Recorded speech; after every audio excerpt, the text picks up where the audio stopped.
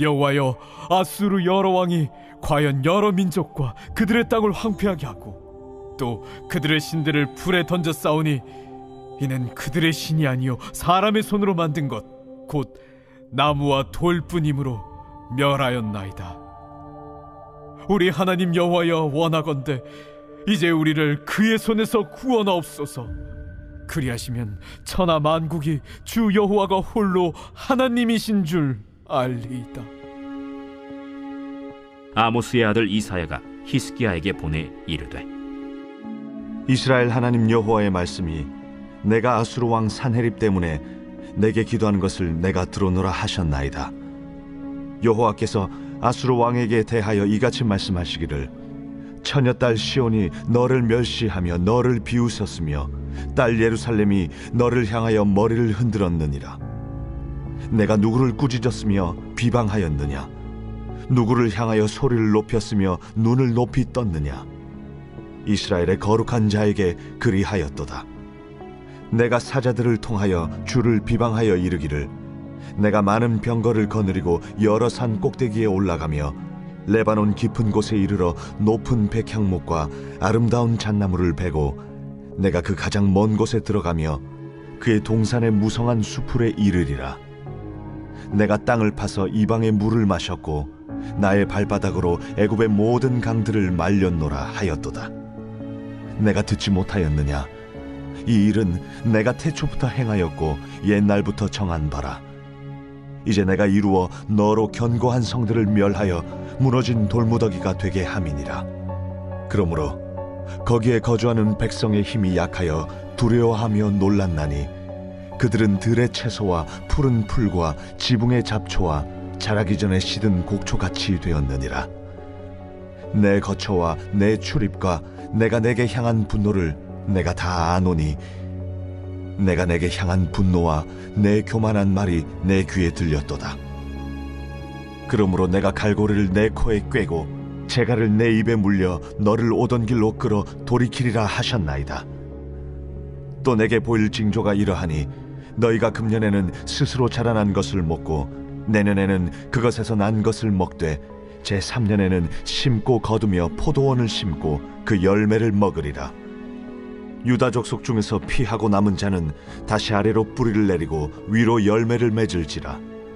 남은 자는 예루살렘에서부터 나올 것이요 피하는 자는 시온 산에서부터 나오리니 여호와의 열심이 이 일을 이루리라 하셨나이다 하니라.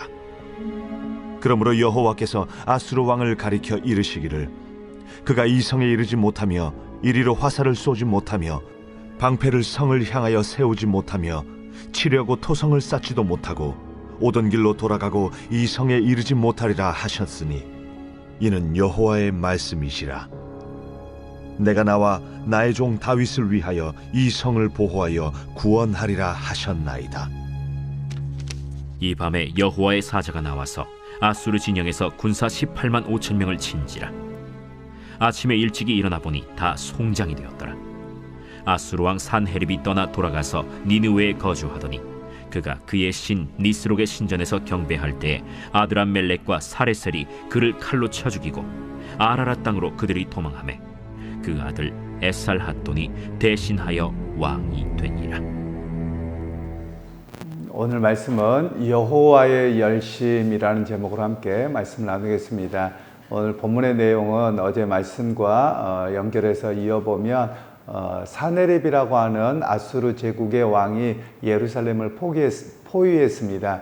그때 히스기야 왕이 그 포위당한 상황에서 하나님께 기도하고 간구하고 있는 내용인데요. 먼저 이 사네립 왕이 자기의 군대 장관이었던 랍사게를 보내서 히브리 말로 유대인들을 협박합니다. 공포에 떨게 하는 것이었죠. 그리고 나서 이제 이 사네립 왕이 히스기야 왕에게 편지를 씁니다. 항복하라는 항복 요청하는 그런 협박의 문서였죠. 그래서 그것을 받고서 히스기야가 이사야 선지자에게 드립니다. 이렇게 왔는데 하나님께 물어주시고 과연 우리가 어떻게 해야 될지 길을 알려달라고 합니다. 그래서 히스기야가 그 기도문을 펴놓고 하나님 앞에 간절히 간구합니다. 하나님, 이렇게 극악무도한 이들이 이렇게 하나님의 나라를 또 하나님의 백성들을 치려고 하는데 하나님 어떻게 하시겠습니까? 라고 할 때 하나님께서 응답하신 내용이 오늘 본문의 이야기입니다. 그러면서 사네립 왕에 대한 이야기를 우리가 이해할 수 있는 것이 무엇이냐면 아수르 왕을 하나님께서 잠깐 사용하시는 도구였습니다. 북이스라엘을 멸망시켰거든요. 그러면 그 도구로서 끝쳐야 되는데 그들은 하나님의 우리를 이렇게 하게 했다라고 하면서 교만함으로 치닫습니다. 그래서 자기 위에 아무도 없는 줄 알고 함부로 행하게 되는 것이죠. 바로 그런 면에서 하나님께서는 결국 그들 가운데 포위하고 있던 이들에게 잠자고 일어났더니 18만 명 이상 되는 인구가 갑자기 죽어버렸습니다. 그렇게 되고 나서 두려워서 그들이 이렇게 다시 돌아가게 되었고, 그 돌아간 상황에서 이 사네립 왕이 암살을 당하는 그런 이야기가 오늘 본문에 나옵니다. 그러면 오늘 이 본문을 통해서 우리에게 말씀하고 계시는 것이 있죠. 하나님께서 우리 각자를 그 시대에 사용하는 도구라는 것입니다. 즉 우리가 주인공이 아니라는 말씀입니다. 여러분, 우리 많은 이들이 착각하는 경우가 있습니다. 예를 들면 뭐 정치 지도자일 수도 있고 또 교회에서나 또는 뭐 교단 안에서 어떤 역할이 주어지잖아요. 그럼 그 역할에 대한 이해를 우리가 잘못하는 것 같습니다. 예를 들면 뭐 이렇게 회장이다 그러면 회장 또는 어느 지역의 단체장 이러잖아요. 그러면 자기의 신분이 그런 줄 압니다. 신분이 아니라 역할을 맡겨놓은 겁니다. 그럼 그 역할을 잘 감당하는 것이 자신의 몫입니다. 그런데 우리 한국에서 종종 문제가 되는 게 뭐냐면 역할을 뛰어넘어서 잘못 행함으로 인해서 고소당하고 정치적으로 여러 가지 문제가 생기지요. 그것을 우리에게 좀 바르게 알도록 하는 것인데요. 우리가 적게 우리의 삶으로 가지고 오면 교회 안에서도 마찬가지고 사람들과의 모임에서도 마찬가지입니다. 어떤 회장이다, 총무다 이런 일이 주어졌으면 그것은 내 권위가 아니라 내게 주어진 역할이라고 하는 것을 이해할 필요가 있습니다. 그 역할이라고 하는 것은 하나님께서 내게 맡기신 일만 수행하는 겁니다. 그러니까 그것에 대한 인식이 있을 때 모두를 섬김의 자리로 서게 되어지는 것이죠. 그래서 오늘 이 아수르 제국의 왕이었던 사네립도 하나님이 북이스라엘을 치심으로 인해서 그들을 회개케 하는 하나님의 도구로 사용하신 겁니다. 그런데 이들은 도구로 이해하는 것이 아니라 자기 힘으로 생각합니다. 자기 능력으로 생각합니다. 그래서 하나님께서 그를 심판하셨던 내용을 이야기합니다. 오늘 우리도 마찬가지입니다. 하나님께서 나를 그 시대의 상황에서 사용하시는 겁니다. 그래서 그것에 대한 바른 인식이 있어야 되지, 그렇지 아니하면 하나님께서 버리기도 하시더라라는 것을 우리에게 말씀하고 있습니다. 그러면서 오늘 성경에서는 유다를 향해서 31절에는 하나님께서 남은 자에 대한 이야기를 하시면서 여호와의 열심으로 그들을 돌보고 또 그들의 자손이 이 땅에서 그 다음의 것을 먹을 것이다, 이런 이야기를 하고 계십니다. 이 말씀은 하나님께서 당신의 백성을 어떻게 지키시는가, 이 이야기를 합니다. 우리가 보통 성경에서는 하나님의 열심이라고도 나오고 또 하나님의 신실함이라고도 나옵니다. 이 말씀은 하나님의 한결같으심을 이야기하는 겁니다. 하나님께서는 당신의 백성을 부르셨고 하셨다며 그들을 회개케 하기를 원하십니다. 그들을 회개하고 하나님께 돌아오기를 원하세요. 그래서 이것이 하나님의 한결같은 모습입니다. 오늘 우리도 마찬가지입니다. 우리가 어떤 죄를 지었고 넘어졌다고 해서 하나님이 너 배기 싫어, 너 영원히 버려, 이렇게 하기를 원하지 않으세요. 오히려 그들이 언제든지 어떤 문제가 생겼을 때 빨리 회개하고 하나님 앞에 나오기를 원하세요. 그래서 하나님께서는 그 여호와의 열심으로 당신의 백성을 어떻게든지 다시 세우기를 원하시고 회복되게 하시기를 원하고 지키시기를 원하신다. 이 말씀이 바로 여호와의 열심의 모습이라고 할 수 있습니다. 그래서 여러분, 오늘 우리가 해야 될 일들이 있지요. 그것은 두 가지의 모습입니다. 하나는 겸손의 모습과 회개하는 모습입니다.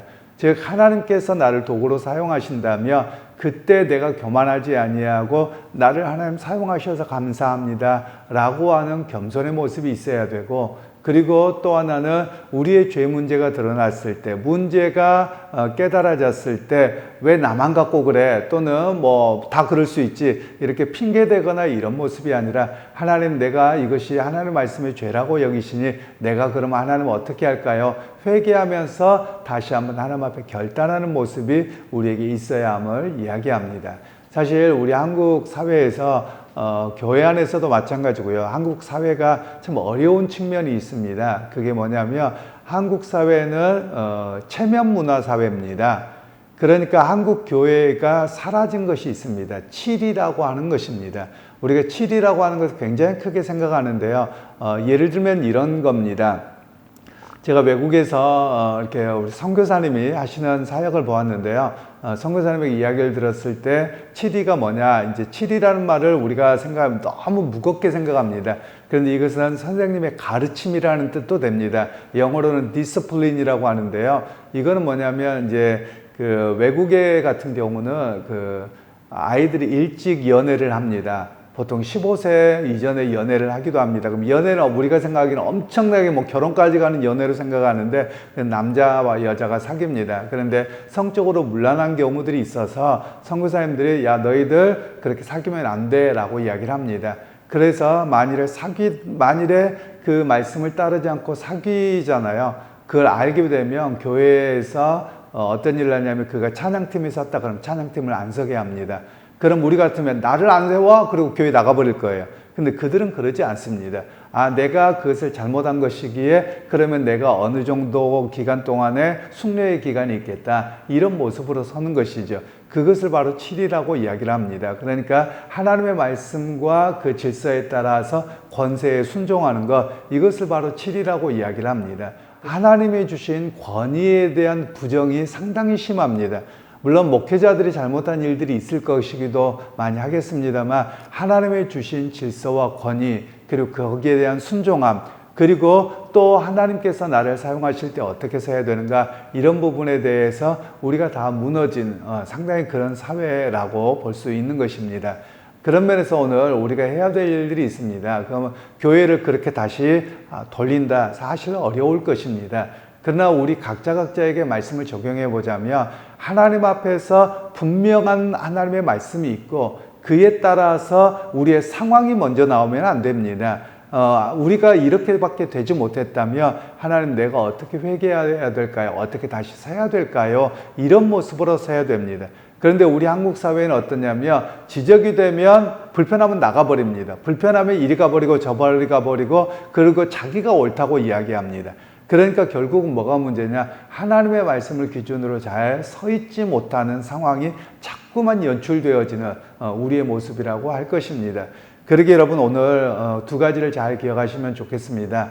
하나는 하나님께서 나를 어떤 직에서 사용하실 때 내가 권력자가 아니라 나는 하나님의 도구입니다. 그래서 성실하게 일을 잘 감당해야 합니다. 이 고백이 있어야 되겠고요. 또 하나는 회개의 모습이죠. 성경에서 볼 때, 신앙적 관점에서 볼 때 이것이 옳지 않다면 하나님, 내가 회개하고 다시 그런 일로 돌아가지 않고 바르게 서겠습니다. 이런 결단이 우리에게 매번 있어야만 합니다. 제가 아까 큰 이야기를 했습니다만 그냥 개인적으로도 마찬가지죠. 가정적으로도 마찬가지고 또 교육 공동체 안에서도 작은 일에 대해서도 우리가 회개하는 모습으로 서 있어야 함을 오늘 성경에서는 말씀하고 계시는 겁니다.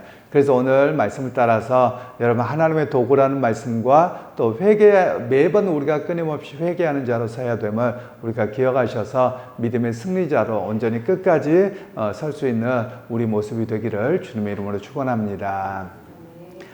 하나님, 오늘 또 말씀을 통해서 하나님의 도구로 사용하실 때 하나님 앞에 우리가 겸손함으로 응답하고 또 그 일을 감당해야 되겠습니다. 그리고 또 죄의 문제가 너무나도 우리가 만성화가 되어서 죄라는 것을 인식하지 못하는 사회가 되어가고 있는데, 하나님의 말씀을 기준을 먼저 세움을 통해서 다시 한번 죄된 우리가 매번 회개하고 바르게 설 수 있는 우리의 모습들이 되게 하옵소서. 예수님의 이름